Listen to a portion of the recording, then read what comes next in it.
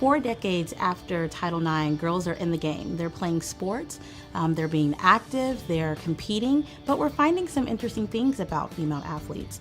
One of the things that we've learned is that female athletes are 8 times more likely to sustain an ACL injury than male athletes.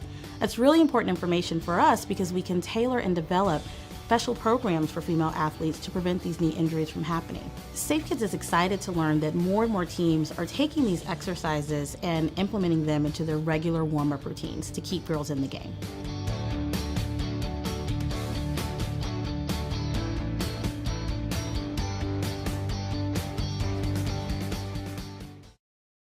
We conduct a number of sports safety clinics each and every single year, and we've been doing this for 5 years now. So we've been able to do thousands of clinics across the United States, and they involve both girls and boys, parents and coaches.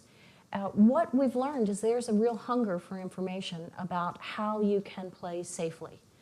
Our premise is we want every kid to play sports, girls and boys, and have everyone in the game because as the commissioner noted, you learn a lot of things in playing sports.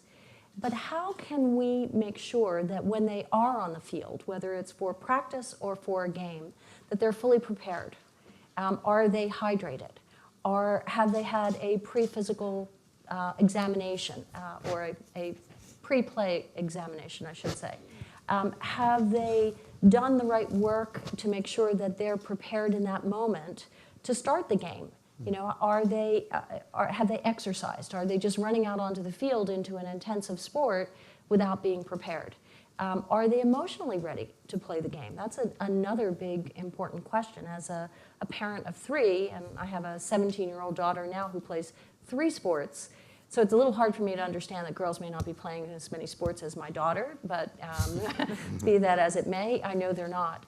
So we know that certain injuries are quite predictable. But we also know that they're preventable. Our clip there made reference to the fact that girls get an ACL injury at a rate that is 8 times higher than boys. We also know that girls report more concussions in sports than boys do. Now, does that mean we don't know the answer why in either case?